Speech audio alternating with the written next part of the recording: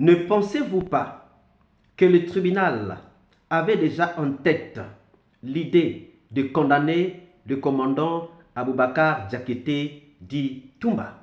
C'est ce que nous allons examiner dans cette vidéo. Suivez.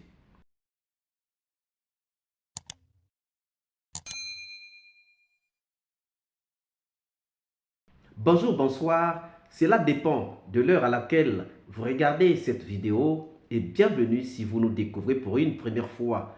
Ça a toujours été un réel plaisir pour moi de venir devant vos écrans, vous exposer, emmener dans vos maisons les analyses de Soleil d'Afrique. Chers amis, lorsqu'on écoute le verdict, le délibéré rendu contre Toumba, ou à l'égard de Toumba, il y a des questions qu'on puisse se poser. Il y a des questions qu'on doit se poser. De sa qualité de supérieur hiérarchique, il est établi, à travers les déclarations de Alpha Amadou Baldé devant la commission d'enquête internationale, que le commandant Aboubakar Diakité dit Toumba est parti au stade du 28 septembre avec 8 de ces éléments sans énumérer leurs noms. D'ailleurs, en se rattachant à l'esprit de l'article 28 du statut de Rome susvisé, il n'est pas nécessaire qu'un supérieur hiérarchique connaisse l'identité exacte de ses subordonnés pour être tenus responsables de leurs crimes. Cela permet de dire que Aboubakar Diakité dit Toumba était au stade avec des hommes dont il s'est abstenu de révéler les identités et n'a pu exercer aucun contrôle sur leurs agissements.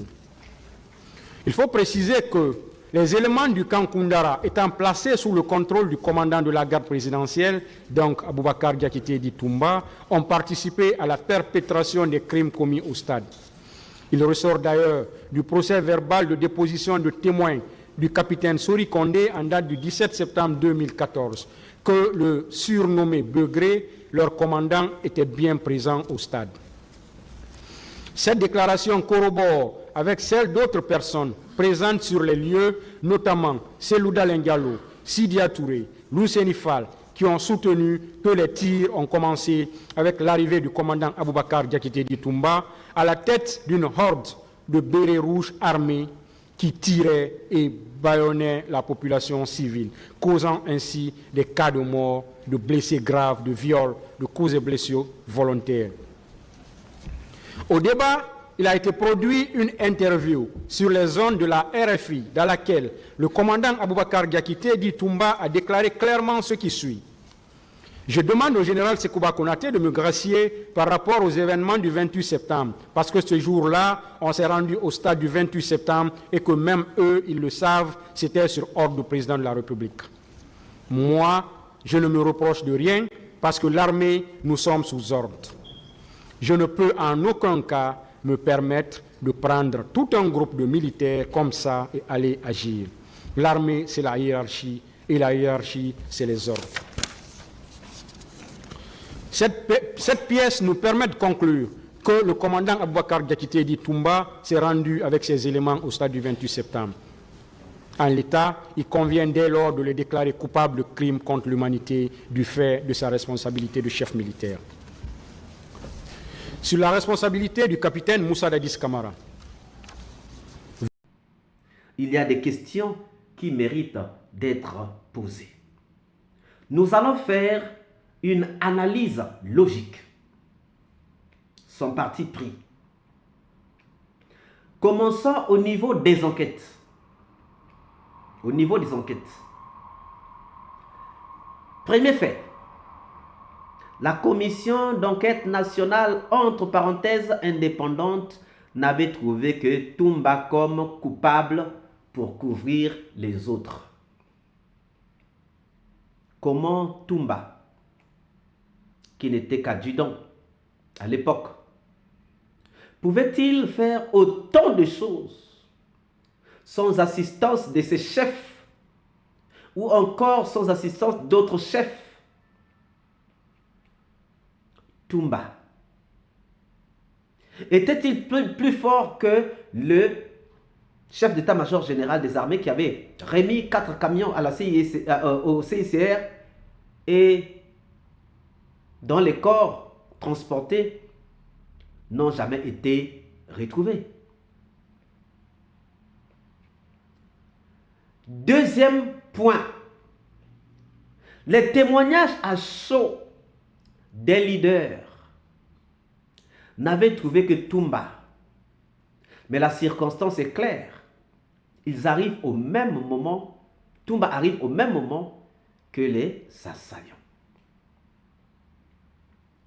Mais c'est le même Toumba venu avec les assaillants qui va aller sauver les leaders. C'est paradoxal. Deuxième point, au niveau de l'instruction. Ils ont fait fabriquer des PV contre Toumba.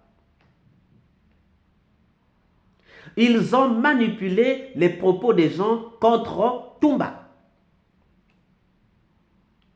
Ils ont torturé pour avoir des aveux contre Toumba.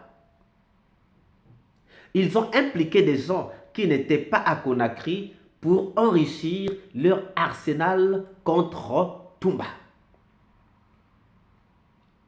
Vous vous souviendrez de ce que Sori Kondé avait dit. Que ça, c'est pas moi qui ai dit ça. Ça a été ajouté.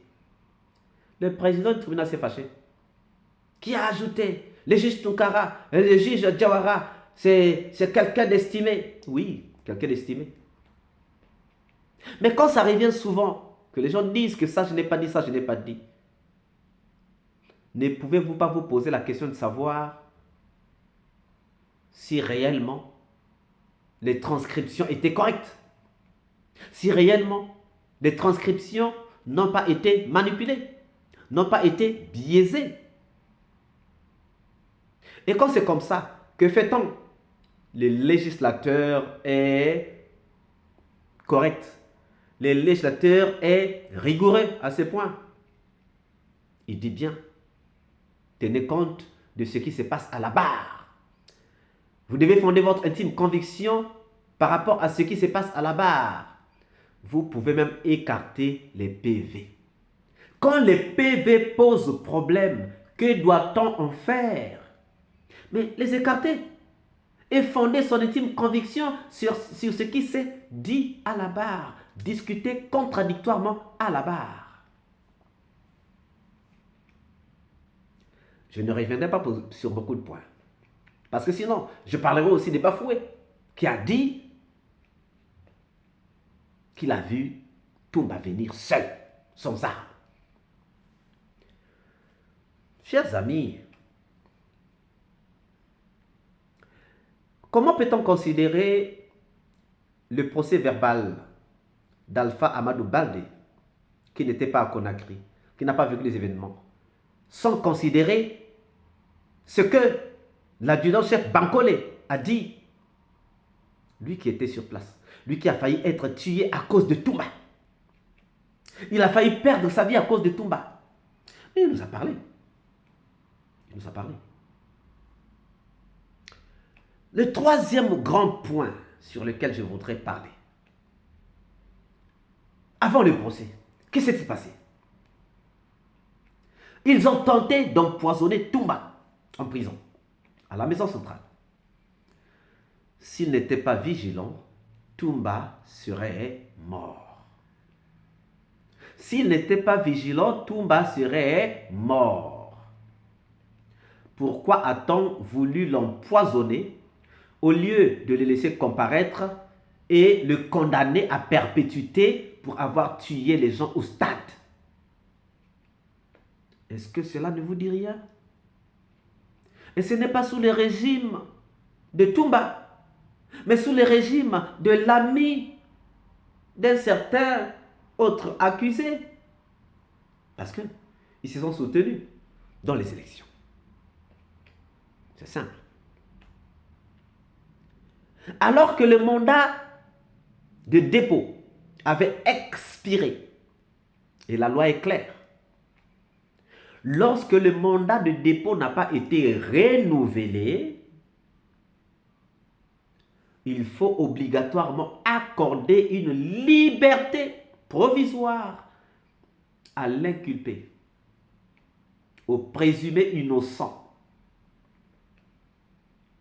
Cependant, pour le cas de Toumba, il n'a jamais bénéficié de liberté malgré que le mandat d'arrêt, le mandat de dépôt est expiré plusieurs semaines après. Les avocats, les conseils de Toumba ont demandé que Toumba soit mis en liberté provisoire. Pourquoi? Parce que la loi dit que lorsque le mandat de dépôt n'a pas été renouvelé, obligatoirement, il faut mettre l'accusé en liberté. Sinon, il y aura des sanctions contre le magistrat. Mais aucun magistrat n'a été sanctionné de n'avoir pas libéré Toumba. Il le méritait du fait que le mandat de dépôt qu'il envoie à la maison centrale n'avait pas été renouvelé. Donc, il n'y avait plus sa place à la maison centrale. Donc, Toumba devenait un étranger à la maison centrale. Il fallait qu'on puisse le libérer. On ne l'a pas libéré. Or, la loi dit que si on ne le libère pas, le magistrat est exposé aux sanctions. Mais aucun magistrat n'a été sanctionné.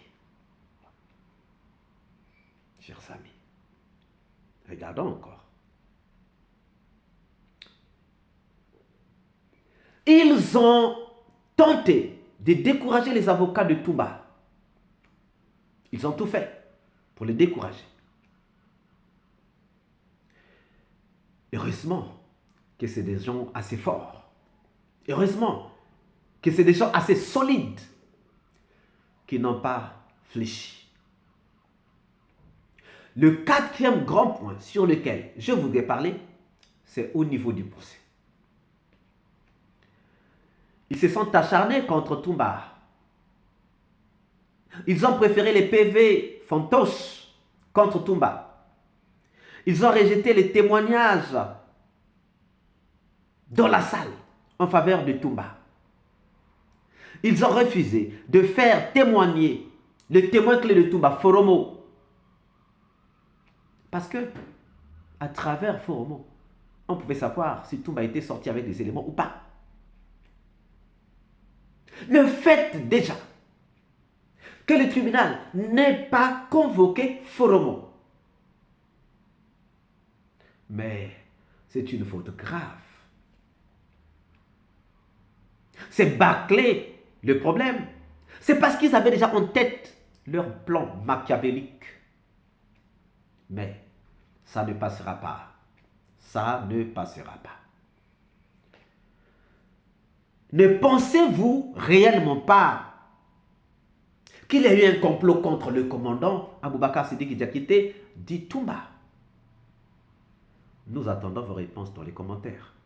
Si cette vidéo vous a plu, ne manquez pas de laisser un pouce bleu, de commenter, de partager. Si vous n'êtes pas encore abonné, c'est le moment de vous abonner et surtout de ne pas manquer d'activer la cloche de notification afin d'être averti à temps réel de toutes nos prochaines publications. Quant à moi, je vous dis à très bientôt pour une nouvelle capsule. Ciao!